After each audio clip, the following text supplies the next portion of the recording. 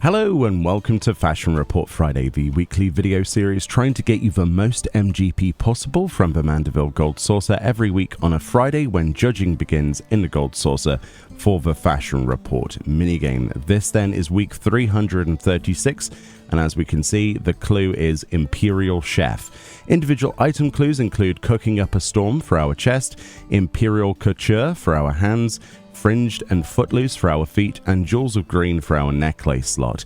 In this video we have a 100 score, a 80 with dies, and the easiest possible 80, so let's move to that 100.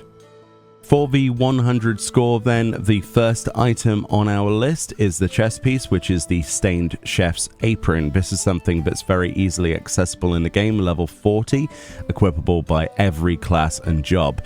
This is where you can get that. If you need to get yourself the Stained Chef's Apron, there's a place you can get it from a vendor. Obviously, you want to come over to Camp Bronze Lake over here in Upper Lenosha, go all the way down to Jaroon's trading post, and at the trading post, click on Purchase Scavenged Gear, and on this tab you will find a bunch of broken and sort of scavenged things over time.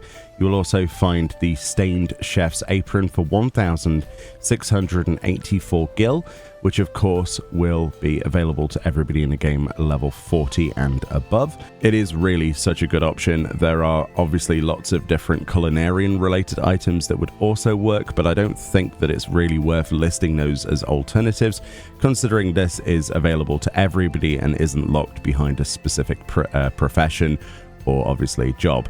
So definitely the one to go for the chest piece for the 100. For the gloves then, this can be any of the Tower of Babel, which is a dungeon added in the previous expansion, gloves. So I've gone for the Imperial gloves of scouting here, but fending, maiming, casting, aiming, casting, healing, all of those things will work. Obviously, all of those from the Tower of Babel. There is nothing that will work for gold in this slot apart from the Tower of Babel gloves. For the feet then, I personally went for the Dalmor Fringe boots.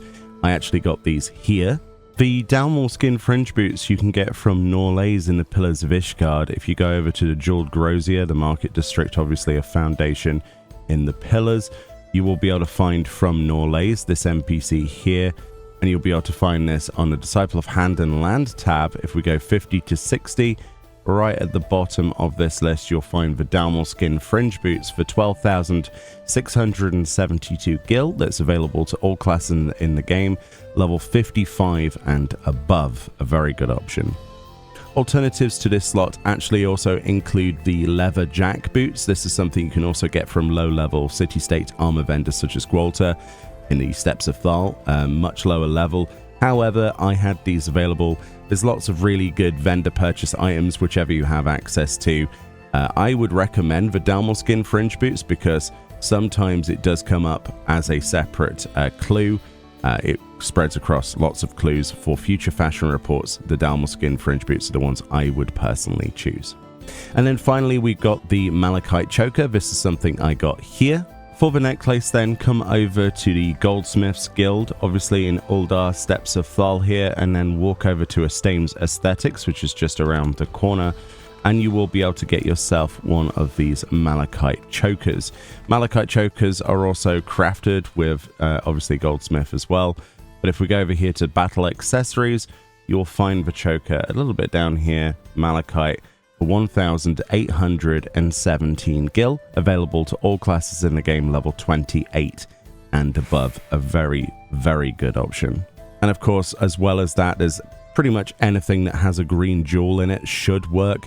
Although I've not tested all of them, there is the Peridot Choker and the Tourmaline Choker. There's many, many more in the game, but of course the Malachite one being the cheapest and of course the lowest level. So that's the 100 score, really not that bad.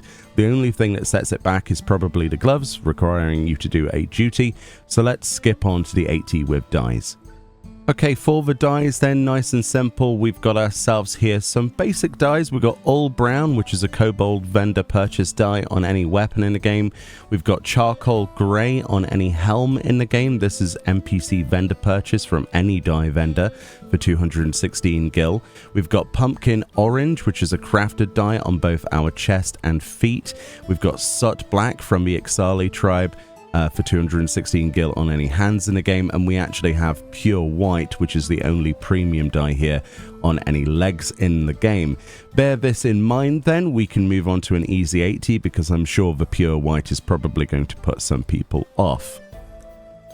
For an 80 score then, one of the ways to do it is of course to combine what we know about the dyes. So we've got ourselves the charcoal grey dye, which is from any NPC dye vendor, as you can see here. If you want to get the charcoal dye then very quickly, go over to Uldar into the Sapphire Avenue exchange over here, obviously in Steps of Thal.